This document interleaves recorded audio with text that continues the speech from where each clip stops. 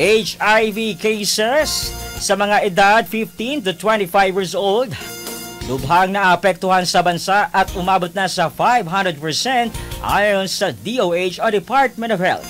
Nais ideklara itong National Public Health Emergency.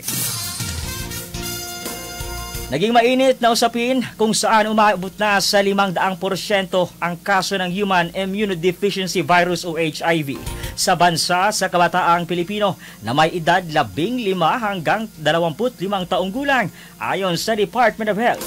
Dahil dito ay nirekomenda ni DOH Secretary Ted Herbosa na ideklara ang HIV bilang isang National Public Health Emergency upang mapalawak ang pagtugon sa pamahalaan sa lumalalang sitwasyon. Ayon pa kay Sec Herbosa, hindi monkeypox ang mas dapat ikabahala kundi ang mabilis na pagtaas ng kaso ng HIV sa bansa. Batay naman sa datos ng DOH mula Enero hanggang Marso ng taong kasalukuyan, umabot sa 57 ang naitatalang bagong kaso ng HIV kada araw. Mas mataas kumpara sa 21 kaso kada araw noong nakalipas na taong 2014. Inihayag ni Sec Herbosa na nangunguna ang Pilipinas sa may pinakamaraming bagong kaso ng HIV sa buong Western Pacific region.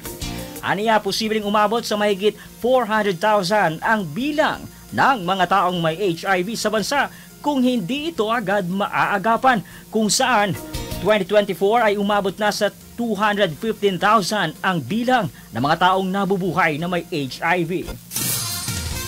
Payo naman ang kalihim sa publiko na magpa-HIV test o kaya naman ay gumamit ng self-test kits. Imunungkahi naman ng nasabing opisyal ang paggamit ng mga combination prevention method gaya ng condoms, lubricants at pre-exposure prophylaxis. Para naman sa mga positibo na pinapayuhan ay patuloy na pag-inom ng antiretroviral therapy na sakop na rin ng PhilHealth.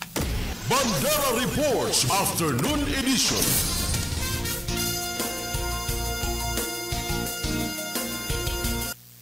Bandera Reports Afternoon Edition.